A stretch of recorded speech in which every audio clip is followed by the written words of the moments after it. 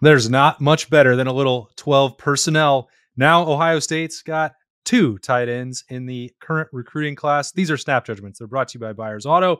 That's Jeremy Birmingham. I'm Austin Ward. Berm, what have they done? They landed a second commitment, as you mentioned, from the tight end position in the class of 2025, Brody Lennon, the Gilmore Academy in Cleveland. He's a player we talked about earlier this week when we were at Roosters, and talked about him on Talking Stuff as well. We kind of anticipated that this recruitment would come to an abrupt end after Ohio State offered him 2 weeks ago today. That is exactly what happened. He did make an official visit to Kentucky and gave the Wildcats an extended look, but once Ohio State offered Brody, it was a no-brainer for him. 6'4", 6'5", 225 pounds, ran a 4.52 at Ohio State. Big, freaky, athletic kid, but raw, and a player that obviously is not at one of the Cleveland powerhouse high schools like St. Ignatius or St. Edward or any of the other schools in that area that people are generally known for football. So it is a little bit under the radar. He's a 3-star prospect, according to every single of the major recruiting networks. ESPN actually has him as the number 7 ranked tight end in the country. I can't, of course, turn to ESPN's rankings now because we generally besmirch them like crazy and say that they're terrible. But On3 has him as the number 30 ranked tight end. 247 has him as number 30. Rivals has him as number 29. But again, when you're talking about being the second tight end in the class, complimenting Nate Roberts, the Oklahoma tight end, who's a top 5 consensus tight end in the country and Ohio State's longtime favorite, like this is exactly what Keenan Bailey wanted in this class. There was an earlier thought about Brock Schott, a tight end from Leo, Indiana, who they thought maybe he could be the second guy, but Brock is a little bit smaller and maybe more of a H-back, the what we continue to call the Mitch Rossi role. Brody Lennon is a traditional tight end build, but he's a guy that's got a little bit of a runway, which is what we've seen in the Ohio kids in the last couple of weeks with Bodpin Miller, with Jake Cook. Like this is a player that they believe has a high upside, but it's going to take a little bit of time before you expect to see him be a dude on the field for Ohio State. But if you turn on the tape, you can see athletic traits that are pretty special. I watched the tape, Berm, and boy, I hate to say it, I didn't see a tight end. I saw Sam Hubbard. Yeah, I mean, he plays a lot of defensive end at Gilmore Academy. I think he has, double-digit sacks there as a junior. Like, again, this is the problem when you're dealing with a player of immense physical talent in a league and competition that is not up to his level. You'd like to maybe see him at St. Ignatius or like with St. Edward to really get a sense of his true upside, his true ceiling. But with Ohio State, it was like, hey, get him to camp, which they did. They had him camp 2 weeks ago, and he was actually supposed to camp at Ohio State early in June. And Keenan Bailey pushed that back because he wanted to give Brody Lennon a day where it was really all about Brody Lennon. And, they had a number of really great 2026 tight ends in attendance at camp throughout the month. And he didn't want it to get lost in the sauce. So they moved it back. And that was a big decision for Brody. And it turned out really well for him. And now it's turned out well for the Buckeyes. I can tell that I caught you off guard with that. No, because I understand what you're saying. I mean, it's a player that physically is dominating people. He looks like Sam Hubbard, like as a sophomore in college, not 6'6", 215 pound Sam Hubbard as a high school safety. Yeah. I completely agree. He's got some traits where you could see him. Obviously, there was 13 sacks on his radar from the junior season. Made a ton of plays and scored a lot of touchdowns as well as a tight end. Saw him running away from dudes, and I guess that's sort of your point on both sides of the football. He's the level of competition that he's facing. He's just clearly far and away the best athlete on the field in most of these games. Clearly not number 1 in the country, and maybe not number 1 if he moved up to another level of competition. I don't know, but you see things that you like, and I think that's probably what you're hinting at a little bit with the development track, is that eventually he's going to run into maybe a little better athletes, but you don't sneeze and scoff at a 4.52-ish 40, which I think that's what he timed in at Ohio State. So yep. That's going to translate no matter where he's at. Yeah. And the thing that I like best about Brody is the mindset here. There is a tendency for players of his physical ability, especially when they play in the smaller divisions, to not be confident in themselves, like actually lining up against dudes who are like him, because you've never really done it. And I asked him, when he told me about the decision earlier this week, and he said that the primary reason he picked Ohio State because he wants to compete at the highest level, and he feels like Ohio State is the best place to train to be the best. So, he understands that he is going to come in at a bit of a disadvantage. He's not coming in as the bell cow tight end or the guy that everyone's going to talk about, because that's Nate Roberts, and he knows that.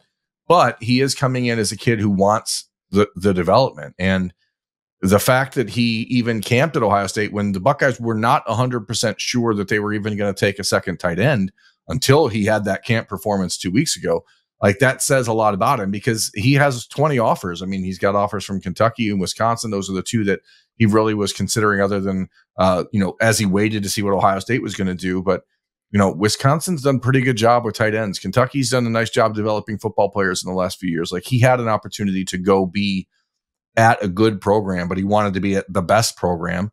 And I think that that's what Ohio State is in desperate need of in this recruiting class. He's now commitment number 20 for them.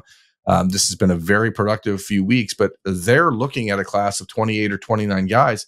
And what that means is you're going to have some guys that need to be 4 or 5 year development guys. And Brody Lennon fits that mold, but he also has the upside to be a really good player. So Keenan Bailey decides that he wants to take a second tight end, and he needs to run that by the first tight end. What were those conversations like with Nate Roberts, and how did this become the conclusion that Ohio State reached here? I mean, the discussion with Nate Roberts was short. It was 2 weeks ago, again, to the day when Brody Lennon got the offer, and it was Keenan Bailey reaching out to Nate Roberts and saying, hey, I want to get your opinion on this. We're thinking about making a move here. And the reason that they needed to make a move here for a second tight end is because a year ago in the class of 2024, they thought they were signing 2 tight ends, but Demarion Witten looks kind of like a wide receiver. And so you don't know exactly where he fits into the program as far as position wise. And when you're, forced to bring in Will Kazmarek, you have G. Scott, who will be leaving after this year, Will Kazmarek leaving after this year, Patrick Gerd leaving after this year. So you're going to have a pretty wide open room with Bennett Christian, Jelani Thurman, and Max LeBlanc. Like you can see the need for a second tight end. But to get back to the call, it was, we want to bring in this guy, and Nate Roberts' thing was, okay, let's make sure he's there for the next weekend so I can meet him and get to hang out. Those guys went to the Zach Bryan concert together on Saturday night at Ohio Stadium. They hung out all weekend. They really vibed well. And Brody said, just hanging out with the guys around the team really gave him a sense that even though he comes from the small town, a part of, the small school part of Cleveland, like he feels very comfortable in what Ohio State has for him and who the people are around Ohio State. And I think it's just one thing that we've said over and over the last few years. Like, the Ohio State program does not have any douchebags in it. Like it is full of just guys that are really good people. And, Nate Roberts could certainly have gone on and said, no, I don't want another tight end. I want to be the man. But he also is smart enough to understand that adding Brody Lennon, because of the development curve that he's going to be on, doesn't impact Nate Roberts' path to playing time at Ohio State really at all. The Buckeyes are going to count on him to be the man next year and be a heavy contributor, which is rare at tight end, but that is the plan for Nate Roberts, and it does not intersect with Brody Lennon's. Yeah, I mean, that is a lot of attrition that's coming Ohio State's way with those 3 guys you mentioned. G. Scott Jr. going to be out of eligibility. Will Kazmarek, you brought him in as a 1-year veteran sort of stopgap option, and Patrick Gerd, who seems seemingly playing his way. He was a dude of the week. He got on the field last year. He was on, I think, the field for the first snap of the spring game. We often overlook him, but he seems to be a key cog in this wheel for Ohio State as well. Well, he's going to be gone. So these guys, they can't all be on a multi-year development track. Keenan Bailey is going to have to get Jelani Thurman ready to roll here in his second year. And then you're looking at Nate Roberts beyond that. Like, some of this stuff's going to have to pick up the pace a little bit, because I don't think Ohio State wants to live in a world where it has to go into the transfer portal for tight ends every single offseason. No, and honestly, this puts a little bit of a spotlight on Keenan Bailey, because that you are going to have those 3 guys leaving the program. It's not just Jelani Thurman. Is Bennett Christian going to develop into a guy that can play tight end for Ohio State? What do we get out of Max LeBlanc, who is bigger than Ohio State thought he would be coming in. I mean, he's only been on campus for about 4 weeks now, and he's a legit 6'4.5", 6'5", 230 pounds, and they really like what they see. But Keenan Bailey is not a tight end by trade, so there's a lot of things he's teaching that he maybe is learning as he goes. But this is a pretty pivotal year for him.